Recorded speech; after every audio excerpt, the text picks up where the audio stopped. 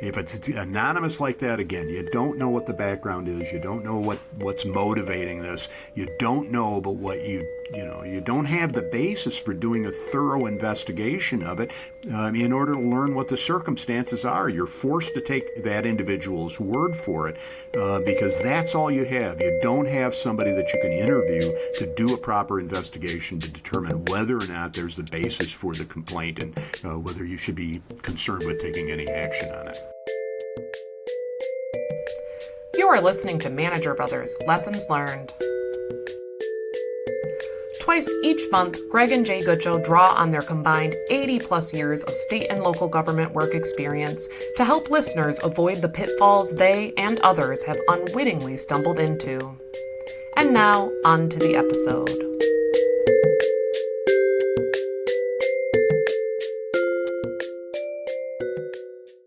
So, Jay, are you all set for Halloween? I have my mask on as we speak. Well, I'm surprised to hear that because your voice is coming through just like normal. Not like the old days when we get those plastic masks and, those were hottest, sweatiest things. Yeah, you'd have slime or drool coming out of them, and and you couldn't recognize what they were. I think one we had was an old, supposed to be a vagrant or something like that, which probably wouldn't be politically correct, now. So. Yeah. I think in those days they called them bums. Yes, true. I had completely forgotten about that until you mentioned it. Yeah, it was a hideous thing. So, of course, this is your first Halloween in your new house. You don't have any idea whether you're going to get any trick or treaters or not, right? Well, we're off the road. So if I was a trick or treater, I'd maximize where I could go, and this is a long way back. We're 175 feet from the road, so.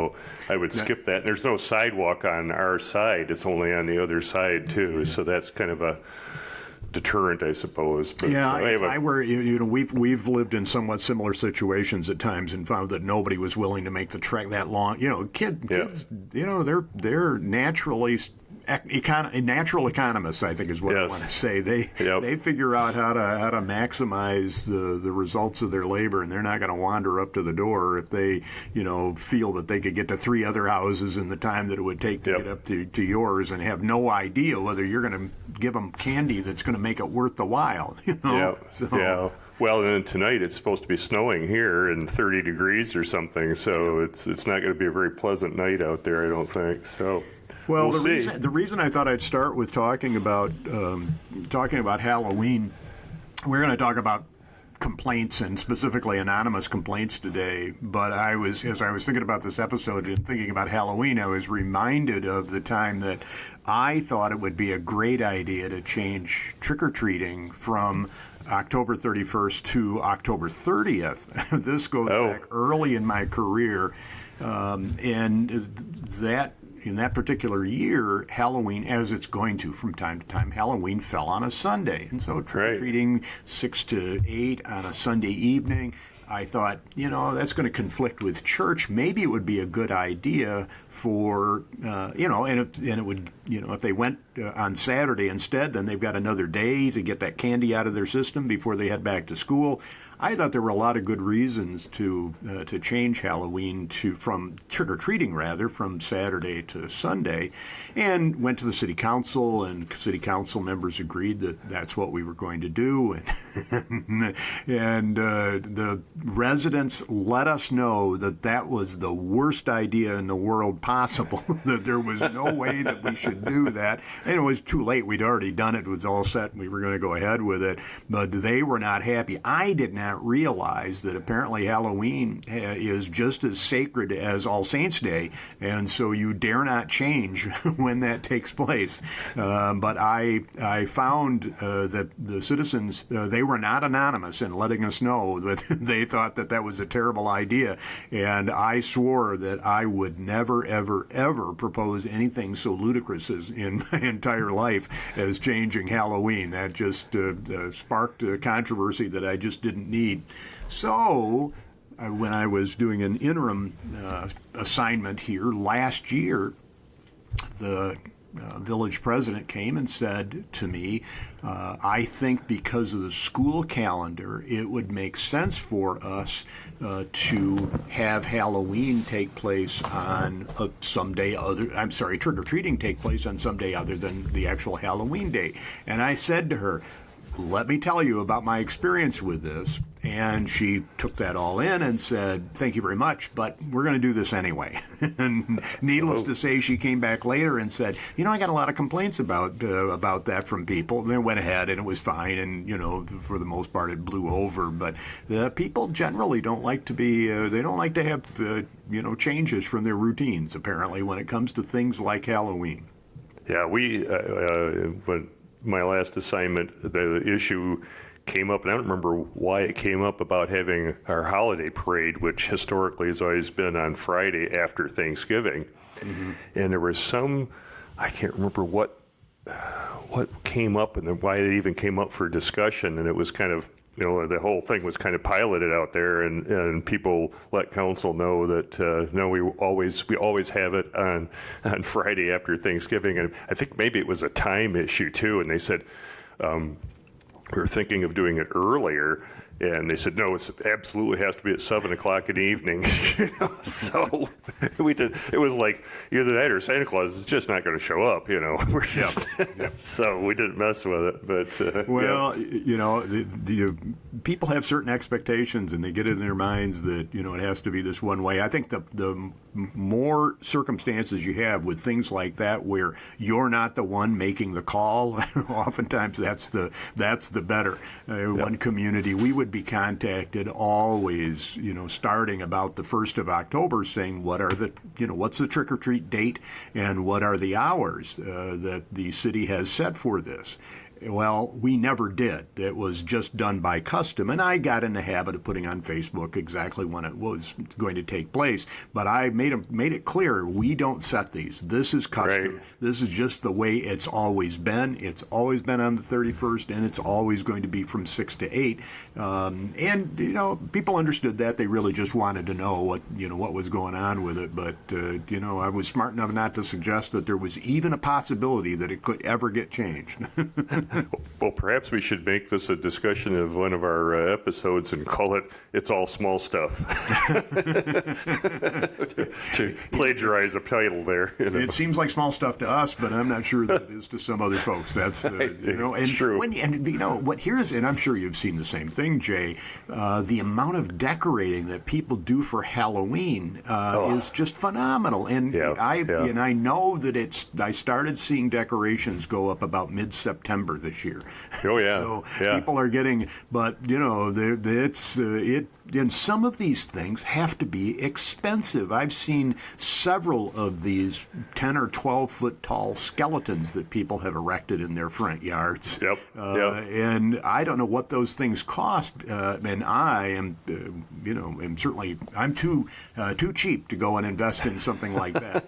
I can tell you that. I always point these out to Debbie when we go into, one of any of the 3 big box stores, and I'll point them out and they say, I think we should get that $600 skeleton. So she has her own low-key holiday decorations. We have a couple of cartons or something of Halloween decorations. So she has a few out, but it's not, you see people's yards that are like an entire graveyard. I've seen, in fact, I've seen graveyards that are smaller than what they have in their yard, I think. So I agree. Anyway, I agree. So, all right. All right. Well, let's talk then a little bit about anonymous complaints. And I learned my lesson very early in my career. I probably hadn't been a manager for more than a year or two. And I received a telephone call from an individual. And he said, my neighbor, and he gave me the address. He said, my neighbor has an archery business that he is running out of his home in violation of the village's zoning ordinance.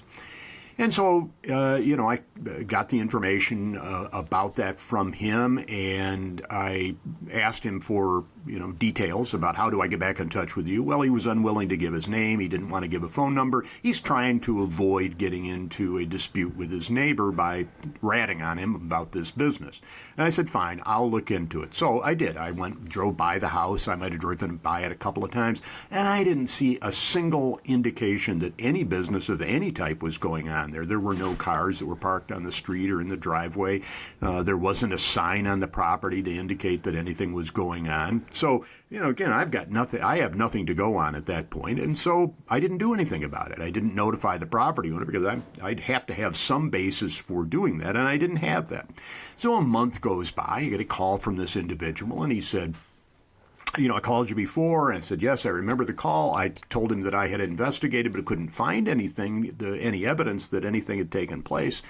And he said, well, it is going on. It's still going on. It's a problem. You need to do something about it. I said, well, fine. I'll go and take a look at it again and see what I can find. And once again, he doesn't want to give me his phone number, doesn't want to give me his name. Same thing. I go out, I drive out there. There is no evidence that anything is going on. And I'm not getting complaints from anybody else. It's just this one individual. So I take no action once again, apart from just kind of keeping an eye on it, see if I can see anything. And I don't. Another month goes by, and I get a letter in the mail to the office, and it's from an attorney in a neighboring community, a larger city. And the attorney says in the letter, my client, Acme Archery of Largetown, is complaining that he has told you about this illegal business that's being operated, and you are doing nothing about it. And so I get on the phone to the attorney, and I said, look, your client represented that he was a neighbor living next door to this house where this business is going on. He didn't tell me that he is a competitor, and he's trying to have us drive his competition out of business. I said, I am not taking any action on this, and tell your client to not get in touch with me anymore about that. Well, I learned a valuable lesson with regard to anonymous complaints, and that is you cannot be sure that whoever is making that complaint doesn't have some kind of an ulterior motive. If they're not willing to come forward and tell you who they are and tell you what the basis is for their pursuing that complaint, you really don't know. But what you're getting, risking having the municipality dragged into a situation that it would just as soon avoid. I don't know if you've, and I will talk in a minute about, some of my other similar experiences with anonymous complaints, but I made a decision right then and there that was not something I was going to take seriously. I was never going to put myself in a position where I was responding to an anonymous complaint when somebody has an agenda, and that's the reason that they want to be anonymous. I don't know. I assume, Jay, maybe you've encountered some similar circumstances in your career as well. Well, I've been in several communities, and in regard to zoning violations, which is what you're talking about here, I think. Right. And some communities would not accept anonymous complaints of zoning violations, and in others, I don't know that it was presented as an issue. The one instance that I can think of that actually is prior to my becoming a manager. I was working with a housing organization. I don't know. We were building houses for low-income families, and I had because I was the property specialist or whatever. I had identified properties, and so I don't know how my name got out there, but we got this call, and this person just said, there's a Mexican out here mowing the lawn at 9 o'clock on a Sunday morning. Mm-hmm. That was the complaint.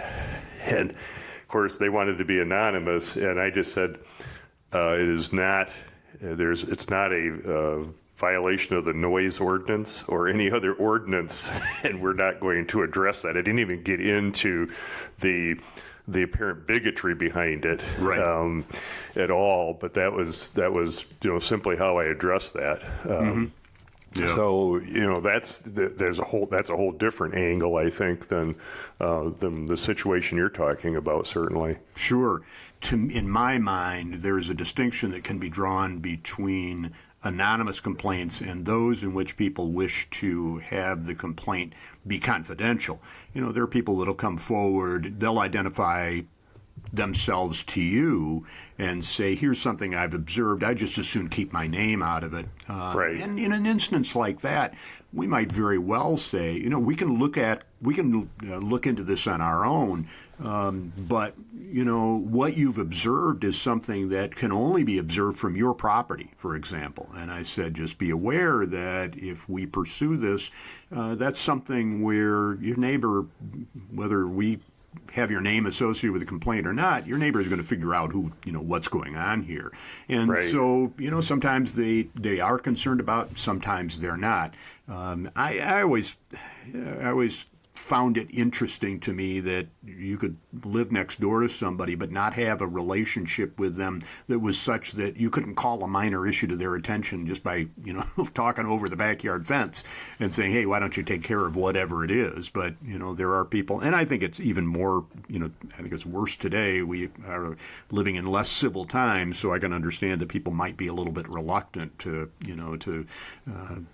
start an altercation. But the problem is if they, and I've seen it happen, somebody shows up, we go and investigate a complaint, and the next thing you know, the person against whom the first complaint was lodged has now lodged a complaint against his neighbor for doing the same thing or something similar to that, particularly when it comes to property maintenance kinds of issues, or loud noise, or barking dogs, or any number of things that are going on.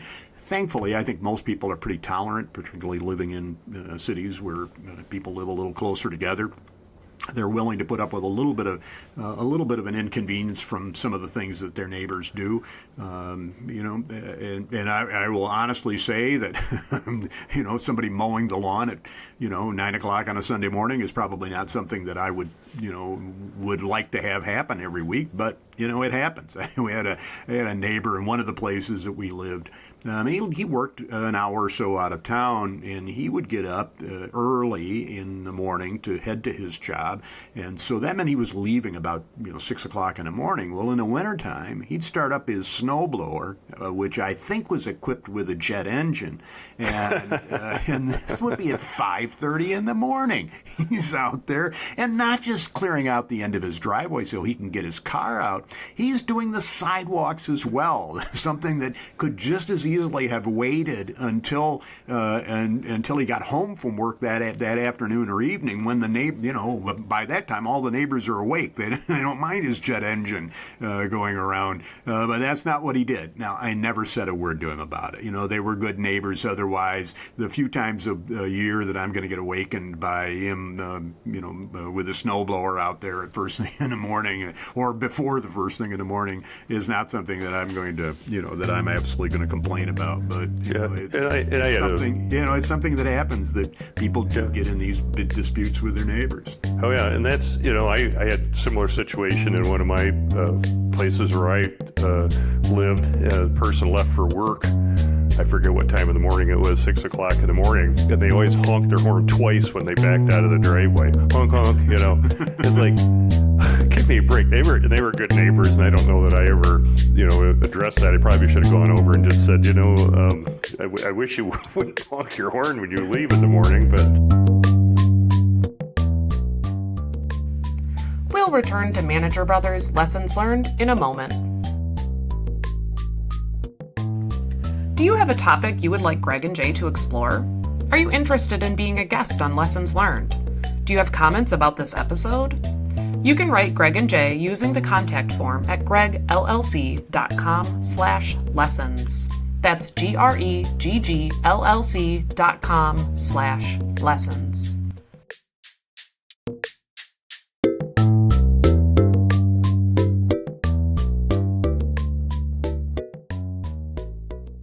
One of the biggest complaints you hear about are property line disputes, and I've always taken that stance that this is a civil matter.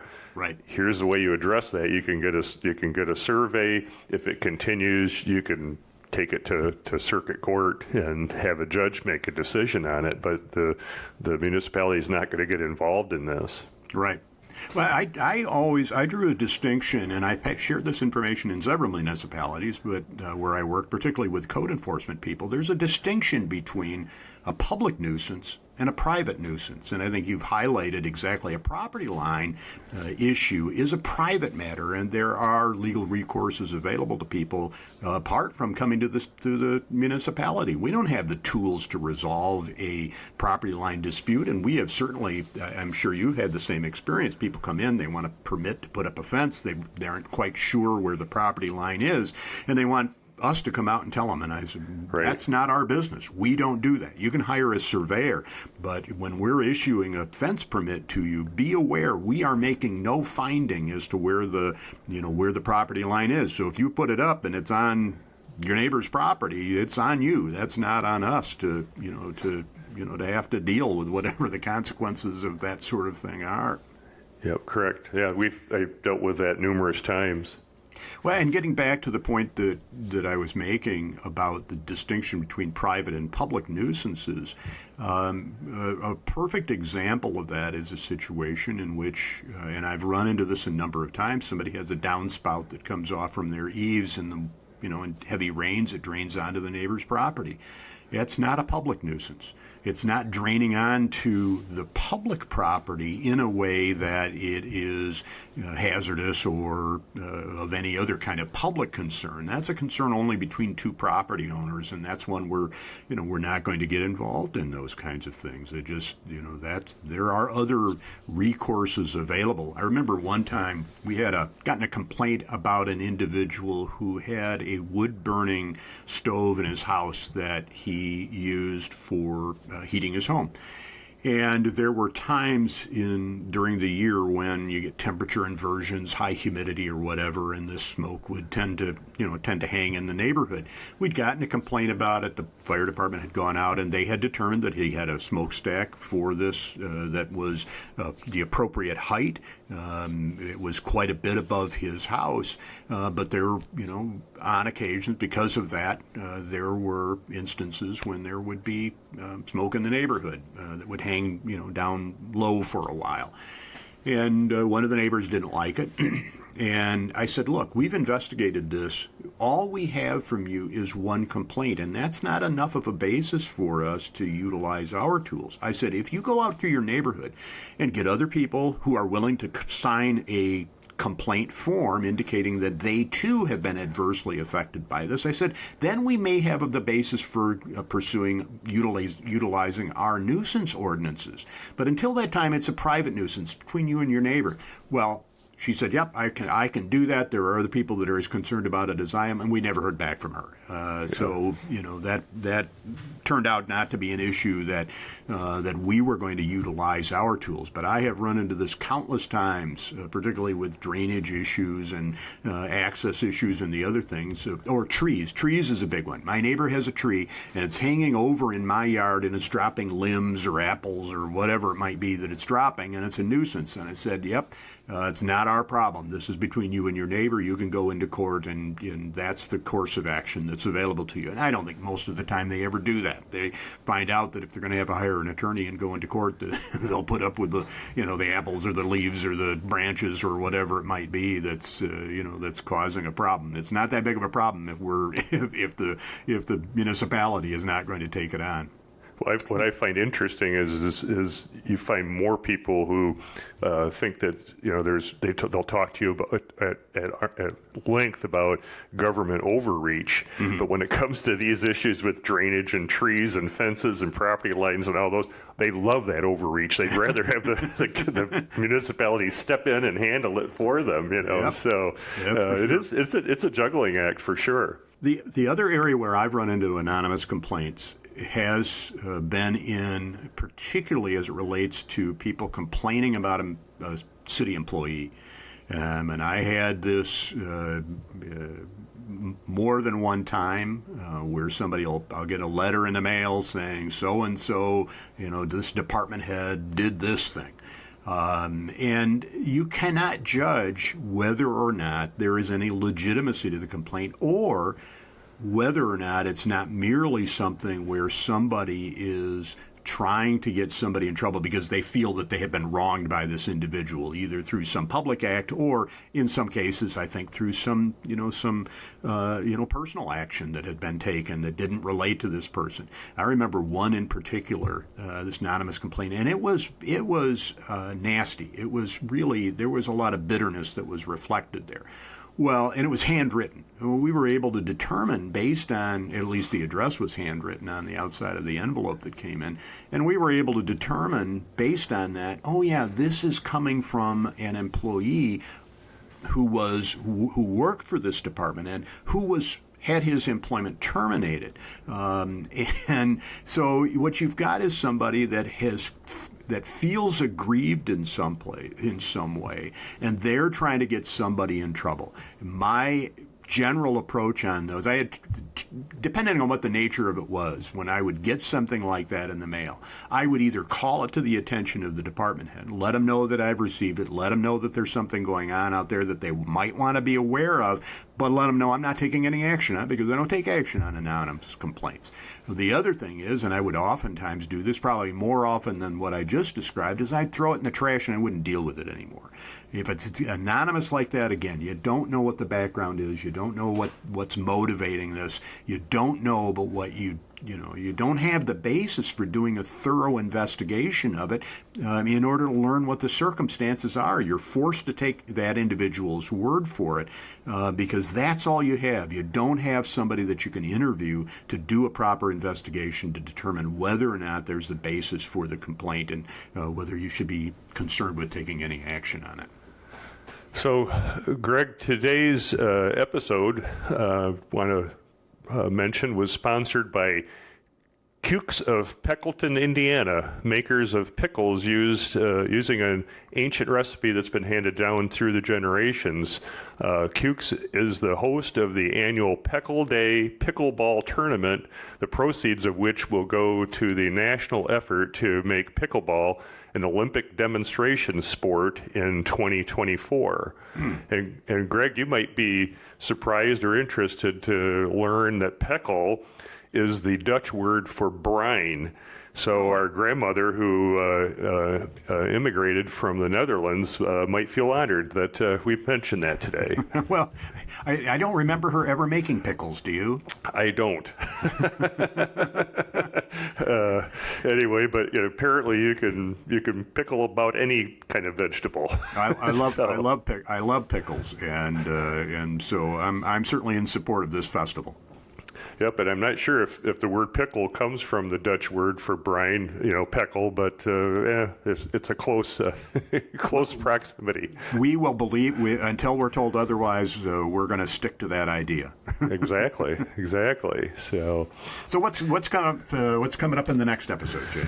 Well, in the next episode of Manager Brothers Lessons Learned, I will be talking about the role of municipal managers as guerrillas, not to be confused with guerrilla spelled Gorilla, with those in the mountains of Uganda, Rwanda, and the Congo, but as someone who advocates unconventional means to achieve a particular outcome. So we'll be talking through this, the importance, we've talked before about avoiding personal agendas, but there are occasions when managers do need to advocate a particular action for a municipality's benefit that might not be considered a typical response.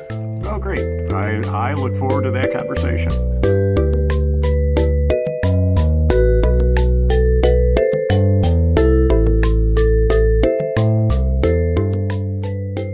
Thank you for listening today. We hope you enjoyed the show. Manager Brothers Lessons Learned is a production of Gregg Guidance, LLC, a multi-specialty consulting firm offering interim management, group process facilitation, workflow analysis, operational studies, and more to local governments in Michigan and beyond.